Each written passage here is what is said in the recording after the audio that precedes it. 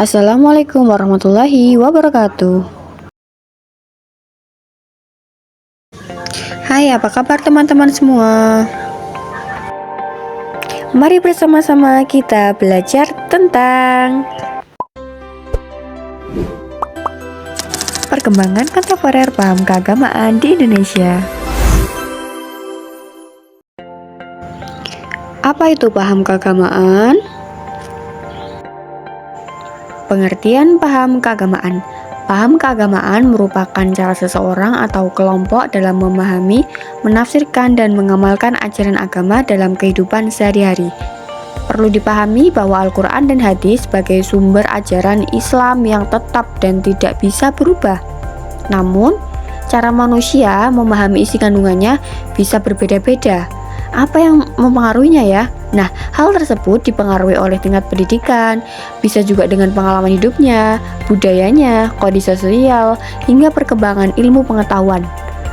Contohnya saja ketika kita membahas persoalan ekonomi digital, tentu cara beberapa ulama masa sekarang akan berbeda dengan ulama ratusan tahun yang lalu karena kondisi masyarakatnya juga berubah. Nah, oleh karena itu adanya perbedaan pendapat bukan berarti agama berubah, tetapi menunjukkan bahwa manusia memiliki sudut pandang yang beragam dalam memahami ajaran agama. Nah, selanjutnya kita akan membahas tentang perkembangan paham keagamaan di Indonesia. Di Indonesia, perkembangan paham keagamaan semakin pesat seiring kemajuan teknologi informasi. Jika dahulu masyarakat belajar agama melalui pesantren, di masjid, atau majelis taklim, sekarang ilmu agama dapat diperoleh hanya dengan melalui telepon genggam. Kita dapat mengakses ceramah di YouTube, di TikTok, Instagram, di podcast, bahkan sekarang sudah tersedia aplikasi Al-Quran digital juga. Kemudahan inilah tentu memberikan manfaat karena banyak masyarakat yang semakin mudah dalam belajar agama. Namun di sisi lain, siapapun juga dapat menyebarkan pendapat. Meskipun pendapat tersebut belum tentu memiliki dasar ilmu yang kuat, akibatnya muncul berbagai macam-macam pemahaman yang terkadang saling bertentangan. Nah, contohnya di Indonesia, saat bulan Ramadan juga sering muncul perdebatan yang berbeda-beda pahamnya mengenai hukum tertentu. Nah, selanjutnya kita akan masuk dalam pembahasan mengenal macam-macam paham yang ada di Indonesia. Pertama, kita akan mempelajari tentang paham tradisionalisme. Paham tradisionalisme merupakan paham yang mempertahankan ajaran agama sesuai dengan sumber dan tradisi yang telah diwariskan. Kelompok ini cenderung berhati-hati terhadap perubahan yang dianggap dapat mempengaruhi nilai-nilai agama. Namun, tidak selalu identik dengan sikap intoleran maupun radikal. Contohnya di Indonesia adalah pesantren-pesantren tradisional yang tetap mempertahankan metode pembelajaran kitab kuning. Terus ada ziarah ke makam, terus ada genduri, yasinan, dan yang lainnya. Selanjutnya ada paham modernisme. Paham ini memandang bahwa ajaran agama perlu dipahami secara kontekstual agar tetap relevan dengan perkembangan zaman. Melalui pendekatan ini, berbagai isu kontemporer seperti hak asasi manusia, teknologi, pendidikan, lingkungan, dan keadilan sosial dikaji berdasarkan nilai-nilai keagamaan yang ada di Islam. Tujuannya bukan untuk mengubah ajaran agama, tetapi mencari cara agar nilai-nilai Islam tetap relevan dengan perkembangan zaman. Next, ada radikalisme keagamaan. Nah, selain tadi kita mempelajari bersama tentang perkembangan paham yang positif, terdapat pula paham radikalisme yang dianggap negatif. Apa itu paham radikalisme? Paham radikalisme merupakan paham yang ditandai dengan sikap yang ekstrim, seperti sulit menerima perbedaan, dan dalam kondisi tertentu mereka membenarkan tindakan kekerasan. Padahal pada dasarnya setiap agama, terutama agama Islam, itu mengajarkan nilai-nilai kedamaian, kemanusiaan, dan penghormatan terhadap sesama. Nah, tadi kita sudah mempelajari tentang berbagai macam paham keagamaan yang ada di Indonesia. Sekarang kita akan mempelajari tentang bagaimana sikap kita sebagai seorang muslim dalam menyikapi perbedaan paham keagamaan yang ada di Indonesia. Dalam Islam, kita diperintahkan untuk moderasi beragama. Apa itu moderasi beragama? Moderasi beragama merupakan cara beragama yang menekankan keseimbangan, toleransi, dan penghormatan terhadap perbedaan. Perbedaan ini mendorong setiap individu untuk menjalankan keyakinannya secara sungguh-sungguh tanpa mengabaikan hak orang lain, serta menolak segala bentuk kekerasan yang mengatasnamakan agama. Disebutkan dalam Quran Surat Al-Baqarah ayat 143, Bismillahirrahmanirrahim.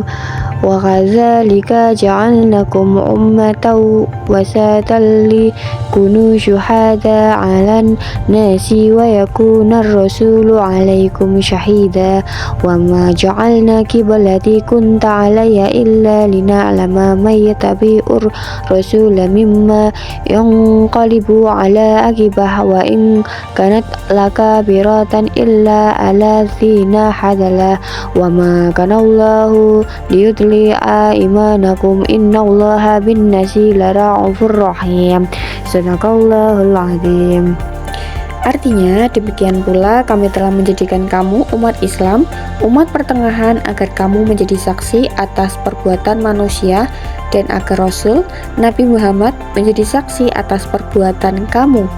Kami tidak menetapkan kiblat Baitul Maqdis yang dahulu kamu berkiblat kepadanya, kecuali agar kami mengetahui dalam kenyataan siapa yang mengikuti Rasul dan siapa yang berbalik ke belakang. Sesungguhnya pemindahan kiblat itu sangatlah berat, kecuali bagi orang yang telah diberi petunjuk oleh Allah. Allah tidak akan menyia-nyiakan imanmu. Sesungguhnya Allah benar-benar Maha Pengasih lagi Maha Penyayang kepada manusia. Quran Surat Al-Baqarah ayat 143 tadi menegaskan bahwa umat Islam adalah umatan wasatan, yaitu umat pertengahan. Konsep ini menjadi landasan moderasi beragama, yaitu bersikap adil, seimbang, toleran, dan menghindari sikap ekstrim. Dengan demikian, moderasi beragama membantu mewujudkan kehidupan yang rukun, damai, dan saling menghormati dalam masyarakat yang majemuk. Peran media sosial. Media sosial telah menjadi salah satu sarana utama penyebaran informasi keagamaan.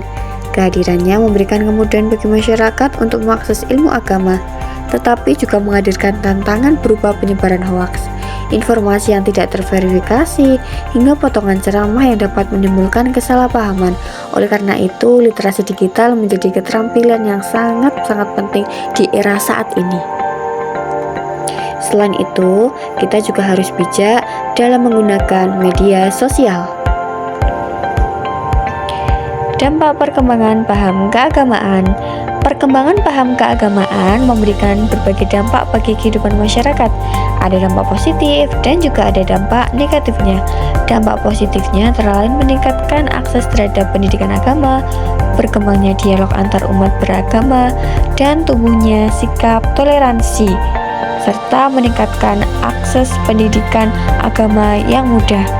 Sedangkan ada dampak negatifnya, salah satunya yaitu munculnya konflik perpecahan, intoleransi, hingga polarisasi, dan kejahatan digital apabila masyarakat tidak mampu menyikapi perbedaan secara dewasa.